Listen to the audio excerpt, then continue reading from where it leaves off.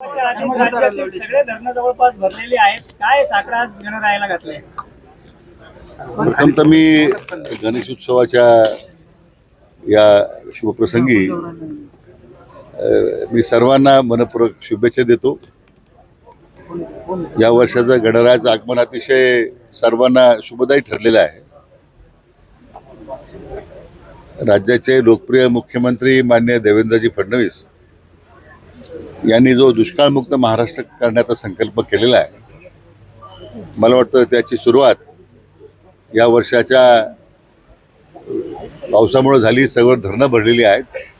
सर्व भागांमध्ये आनंद उत्सव आहे, समाधान आहे. मला वाटतं ते सरकारचं योग्य दिशेला हे जे पडलेलं पाऊल आहे त्याला आता निसर्गानं सुद्धा आपला आशीर्वाद दिलेला आहे. जरांगे पाटील यांना हायकोर्टानं नोटीस दिल्यानंतर आज त्यांनी ते आपल्या भूमिकेवर ठाम आहेत आणि त्यांचा मोर्चा अंतरावालीतून निघालाय आणि आरक्षणासाठी बलिदान द्यायला देखील मी तयार आहे असं ते म्हटले आणि निघाले. असं की मी कालच मान्य जरांगे पाटलांना सरकारच्या वतीने आमच्या जी उपसमिती आहे मंत्रिमंडळाची, मी अध्यक्ष नात्यानं त्यांना विनंती केलेली आहे की त्यांनी या सगळ्या प्रश्नासाठी सुरू केलेलं जे आंदोलन आहे यामध्ये सरकारची भूमिका नेहमी सकारात्मक राहिलेली आहे. यापूर्वी राज्य सरकारनं न्यायमूर्ती शिंदे समितीचे गठन करून त्यांच्या मागण्यांच्या संदर्भात कामाला सुरुवात केलेली आहे आणि त्यांची विनंती होती की न्यायमूर्ती शिंदे समितीला मुदतवाढ द्यावी, तर ती सुद्धा आम्ही कालच्या उपसमितीच्या बैठकीत मुदतवाढ दिलेली आहे. शेवटी मुख्य त्यांची जी मागणी हैदराबाद गॅजेटच्या संदर्भामध्ये, तर तो एवढा गुंतागुंतीचा सगळा प्रकार आहे आणि त्यातून मग पुन्हा अन्याय व्हायला नको कोणावर. मला वाटतं त्याचा अभ्यास करण्यासाठी न्यायमूर्ती शिंदे साहेब ची समिती काम करते. तर मी त्यांना काल आवाहन केलं की एकदा न्यायमूर्ती शिंदे साहेबांच्या समितीचा अहवाल एकदा येऊ देत आणि मग सरकारला त्या संदर्भात काही योग्य तो निर्णय करता येईल. स्वतः माननीय मुख्यमंत्री महोदय सुद्धा या सगळ्या बाबतीमध्ये संवेदनशील आहे आणि म्हणूनच मला वाटतं की आपल्या लक्षात घेतला पाहिजे मुद्दा की 14 ते 19 मध्ये ज्यावेळी माननीय देवेंद्रजी फडणवीस राज्याचे मुख्यमंत्री होते,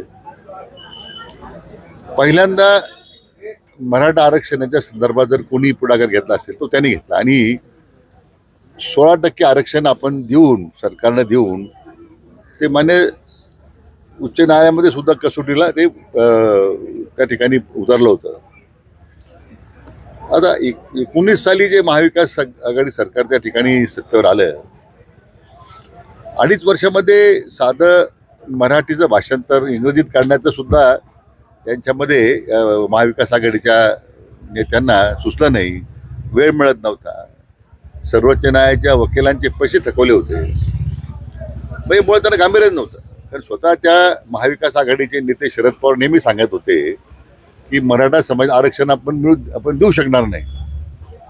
पण ज्यांचा मुळात आरक्षणासंदर्भात पहिल्यापासून विरोध होता आणि उद्धव ठाकरे तर मला वाटतं त्यांना हा मुद्दाच समजला नाही की मला माहीत नाही, किंबहुना त्यांच्या रिमोट कंट्रोलखाली जे काम करत होते त्यांना त्यामुळे त्यांनी हा विषय गांभीर्याने घेतला नाही.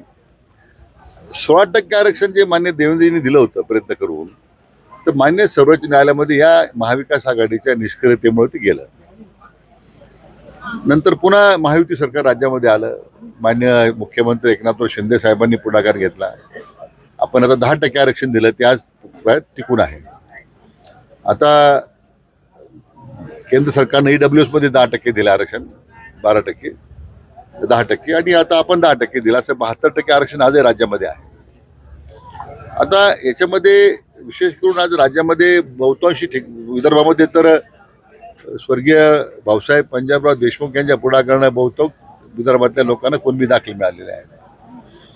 आपल्या पश्चिम महाराष्ट्रात सुद्धा बऱ्याच अंशी लोकांना दाखले मिळत आहेत. परंतु हैदराबाद स्टेट असल्यामुळे तिथं आता तिथे सुद्धा आता मधल्या काळामध्ये महायुती सरकारनं घेतलेल्या पुढाकारामुळे अनेक नोंदी मिळत आहेत, त्या लोकांना दाखले मिळत आहेत. पण त्यांचा जो आग्रह आहे त्या संदर्भात, म्हणून याच्यातल्या ज्या कार्यपद्धती निश्चित केल्या पाहिजे, त्या हैदराबाद गॅजेटचा नीट अभ्यास करता आला पाहिजे. बरं त्यांनीच मागणी केली की न्यायमूर्ती शिंदे समितीला मुदतवाढ द्यावी यासाठी, ती आपण दिली. त्यामुळे सरकारची भूमिका सकारात्मक आहे. मला वाटतं माझी आजही या निमित्तानं जरांगे पाटलांना विनंती आहे की त्यांनी हे आपलं आंदोलन स्थगित करावं. सरकारच्या भूमिका जर सकारात्मकच आहे आणि ती त्यांची भूमिका आहे, त्यासाठी सरकारनं नेहमीच सकारात्मक विचार केलेला आहे. मला वाटतं त्यासाठी त्यांनी जो आता हे सुरू केलेलं जे आंदोलन आहे, शेवटी त्यांचा तो अधिकार आहे. मी काही त्याबद्दल माझा काही आक्षेप काहीच नाही आहे. त्यांच्या आंदोलनालाही माझा कधी विरोध नाही आहे. परंतु आमची भूमिका नेहमी शासनाची सकारात्मक राहिलेली आहे. शिंदे समिती अहवालाचा तुम्ही उल्लेख केला. जरांगे पाटील म्हणते वर्ष होऊन गेलं, अद्याप कुठलाही अहवाल समोर आला नाही, आणखी किती वाट बघायची आहे? असे त्यांचं जे निवेदन मला परवा प्राप्त झालं 2-3-4 दिवसापूर्वी या आंदोलनाबद्दलचं, त्यातच त्यांनी मागणी केली होती की न्यायमूर्ती शिंदे समितीला 1 वर्ष मुदतवाढ द्या म्हणून. मग त्यांच्या विनंतीप्रमाणे आता मुदतवाढ दिली ना आपण. मला वाटतं त्यामुळे त्यांची एक प्रमुख मागणी मान्य केलेली आहे. त्यामुळे आता शिंदे साहेबांच्याबद्दल त्यांना विश्वास आहे. मला आठवतं काही 21 तारखेला स्वतः शिंदे साहेब संभाजीनगरला गेले होते शिष्टमंडळाला भेटण्यासाठी, पण मग काही कारणामुळं शिष्टमंडळी त्याची भेट झाली नाही. परंतु मला वाटतं की त्यांची विनंतीप्रमाणे समितीला मुदतवाढ दिलेली आहे. मला वाटतं आम्ही न्यायमूर्ती शिंदेने विनंती करू की लवकरात लवकर आपला अहवाल त्यांनी शासनाला सादर करावा. गणेशोत्सव साजरा होतोय, अशात मुंबईवर ताण पडणार आहे. जर जरांगेंचं सगळं नवाजमा घेऊन ते जर मुंबईत असे तर लोकभावना आहेत आणि जनतेच्या भावनेचा आदर करणं काम सरकारचा. आता त्यामध्ये मान्य एका जनहित याचिकेमध्ये मुंबई उच्च न्यायालयानं आता आझाद मैदानामध्ये येण्यापेक्षा मोठं खारघरमध्ये त्यांना जागा देऊ केलेली आहे, तिकडं त्यांनी थांबावं. ज्यामुळं मुंबईतल्या जनजीवनावर त्याचा फार परिणाम होणार नाही. आता शेवटी त्यांनी तो व्यापक विचार करून निर्णय केला पाहिजे, अशी त्यांना आमची विनंती आहे. लक्ष्मण आखे म्हणतायत की जरांगेंना मुंबईमध्ये पोहोचू देणार नाही. कुठेतरी दोन्ही नेत्यांकडून जी वक्तव्य केली जात आहेत त्यामुळे सामाजिक तेढ जो आहे तो अधिक निर्माण होते. काय आव्हान दोन्ही नेत्यांना? ते माझ्या पहिल्यापासून तोच माझी भूमिका राहिलेली आहे. ते विनाकारण जे उत्साहाच्या भरात काही लोक जे निवेदन करतात त्यातून वातावरण अधिक प्रदूषित होण्याचा प्रयत्न होतो. जरांगे पाटलांनी सुद्धा जे काही मधल्या काळात वक्तव्य केले, थेट मान्य देवेंद्रजींच्या मातृ संदर्भामध्ये जे वक्तव्य केले ते दुर्दैव होतं. त्यांनी खरं ते करायला नको. तर दोन्ही बाजूने जर वक्तव्य टाळली गेली, मला वाटतं हा कडू प्रसंग कधी येणार नाही. परंतु मराठा आता आंदोलनासंदर्भात आता त्याबद्दल जरांगे पाटलांनी शब्द मागे घेतले, त्या संदर्भात आपली भूमिका स्पष्ट केली, परंतु ते करायला नको होतं. परंतु या घटनेच्या नंतरही आणि अगोदरही काही मंडळी विनाकारण ज्यांचा मराठा आरक्षणाचा संबंध नाही आहे ते विनाकारण का मुक्त भळू जातात मला कळत नाही. शेवटी जे आंदोलन करतात त्यांचा तो अधिकार आहे, त्यांना करू द्या ना. तुमची अडचण काय आहे? मला वाटतं त्यांनी त्यांच्या ह्या सगळ्या मुक्त फळाला खरं म्हणे लगाम घातला पाहिजे, स्वतःला आवरलं पाहिजे. एखाद्या समाजाचं आंदोलन चाललं त्याच्याबद्दल काही वक्तव्य करणं याचं कोणी समर्थन, मी तरी समर्थन करणार नाही.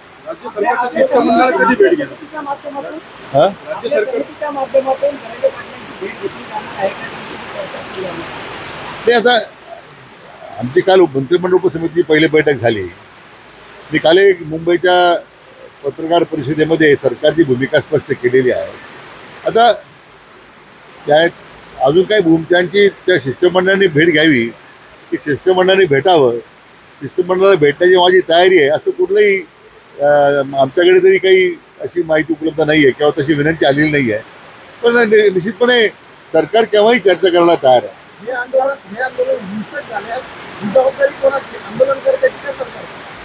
असे मराठा समाज आंदोलनच्या भावना जे तीव्र असल्या ते विनाकारण आपण ते हिंसक होईल वगैरे अशा पद्धतीनं अगोदरच काही हायपोथेटिकल म्हणतो आपण तो विचार करण्याचा अर्थ नाही आहे.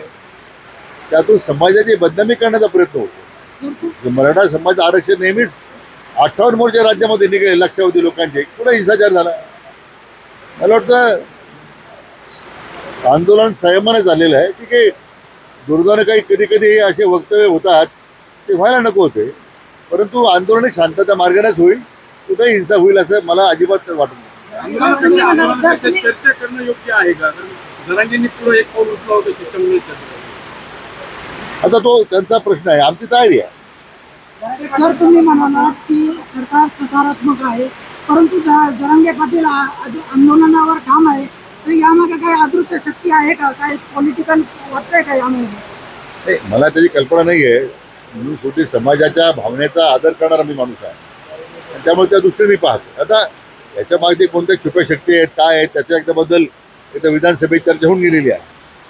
त्यामुळे मला वाटतं त्यात पुन्हा मी बोलण्याची आवश्यकता नाही. परंतु हा मुद्दा महत्त्वाचा मी नेहमी मांडत आलेलो आहे की मराठा आरक्षणासंदर्भात राज्याचे 4 वेळा मुख्यमंत्री राहिलेले शरद पवार आणि महाविकास आघाडीचे मुख्यमंत्री म्हणून राहिलेले उद्धव ठाकरे त्या अद्याप चुप्पी साधून का बसले? मराठा आरक्षण संदर्भात त्यांची भूमिका कधी स्पष्ट नाही आहे. त्यामुळे मला वाटतं त्यांना फक्त सामाजिक तेढ निर्माण करायची राज्यामध्ये ही त्यांची भूमिका दिसते. जरांगे पाटलांच्या माध्यमातून इतर कोणी नेते उपाययोजना राबवतात. बोललो मी त्याच्याबद्दल. चालू राज्योत्सव करण्याचा निर्णय सरकारने घेतला, काय या मागची भूमिका आहे? असं की राज्याच्या प्रगतीचा आलेख मान्य राज्याचे लोकप्रिय मुख्यमंत्री मान्य देवेंद्रच्या नेतृत्वाखाली सातत्यानं वाढत चालतोय आणि जगाच्या या सध्याच्या आर्थिक ध्रुवीकरणामध्ये मेक इन इंडियाचा जो संकल्प माननीय आदरणीय विश्वनेता प्रधानमंत्री मोदी साहेबांनी केला होता, आज आत्मनिर्भर भारताकडे जाण्याचं एक मोठं पाऊल आज देश टाकतोय. त्याचबरोबरीनं ऑपरेशन सिंदूरचं एक सिंदूरमुळे देशाची जी ताकद आहे, क्षमता आहे, ती जगाला समजलेली आहे. अशा पार्श्वभूमीवर आज देशामध्ये हा उत्सव साजरा होतोय, गणेश उत्सव, आणि तो राज्योत्सव साजरा करण्याचा संकल्प करण्याचा निर्णय राज्य सरकारने घेतला आहे. यातून एकच भूमिका आहे की राज्याच्या जनतेचा सहभाग या सगळ्या प्रक्रियेमध्ये विकासात्मक प्रक्रियेमध्ये आहे आणि खंबीरपणे हे राज्य आदरणीय मोदी साहेबांच्या पाठीमागे उभा आहे. लंडनमध्ये महाराष्ट्र भवन उभारण्याचं देखील घोषणा अजित पवारांनी केलेली आहे. नाही, आता त्याच्यात आता महाराष्ट्रीयन पुष्कळ लोक लंडनला गेलेले आहेत. आपले राज्य आपल्या घटनेचे शिल्पकार महामानव भारत डॉक्टर बाबासाहेब आंबेडकर ज्या ठिकाणी राहत होते, मी स्वतः त्या ठिकाणी जाऊन भेट दिली. ते आपण सरकारने जागा ती विकत घेतली शेवटी आणि आज त्याचं एक सुंदर अशा प्रकारचं त्यांचं त्या ठिकाणी आठवण कायमस्वरूपी लोकांच्या स्मरणात अशा प्रकारचं त्या ठिकाणी उभं केलेलं आहे. म्हणून महाराष्ट्र सदन सुरू उभा करताना मला वेगळं काही वाटत नाही. सरकारची भूमिका असेल, कारण आता पूर्वी स्काय इज द लिमिट असं म्हणतो आपण, आता sky is not the limit अशी स्थिती आहे. आज लंडनमध्ये गेला तुम्हाला 1000पेक्षा जास्त महाराष्ट्र लोक भेटतील. म्हणजे मला वाटतं तो एक चांगला निर्णय राज्य सरकारचा होईल. महाराष्ट्र आणि मराठी भाषेसाठी उचललेलं एक मोठं पाऊल आहे. असं आहे की एवढंच आहे की जसं अमेरिकेमध्ये एक महाराष्ट्र मंडळ आहे, ते सगळ्या अमेरिकेमध्ये एकच महाराष्ट्र मंडळ काम करतंय आणि प्रत्येक वर्षी अमेरिकेच्या वेगवेगळ्या शहरांमध्ये वार्षिक संमेलन होतात. त्यानिमित्तानं सगळे मराठी बांधव एकत्र येतात.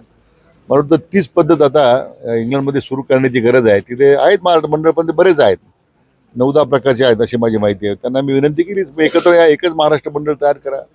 त्यामुळे आपल्या मराठी माणसाची ताकद त्या ठिकाणी आपल्याला दाखवता येईल. साहेब, हिंदू प्रचारक संग्राम बापू भंडारे यांनी कीर्तन केलं, मात्र जुने व्हिडिओ होता तेच गुलेवाडीतल्या या संघात मामा भाचे तुटून पडलेले आहेत. असं आहे की संग्राम भंडारेंच्या कीर्तनाचा आता तो एपिसोड संपलेला आहे. तर ते त्याचे काय परिणाम आहेत, त्याच्यावर काय भाष्य करायचं त्या भाष्य करून झालेलं आहे. पण दुर्दैवानं तालुक्याचा ज्याने विश्वास गमावलेला आहे ते आता काहीतरी कुरापती काढून पुन्हा नव्या जोमानं पुढे यायचा प्रयत्न करतायत. हे उष्ण अवसान आहे. असं आहे की महायुतीच्या मागे तालुक्याच्या जनतेनं आपला विश्वास व्यक्त केलेला आहे, तो विधानसभेत व्यक्त केलेला आहे. उद्याच्या सर्व स्थानिक स्वराज्य संस्थेमध्ये सुद्धा तुम्हाला तो दिसणार आहे.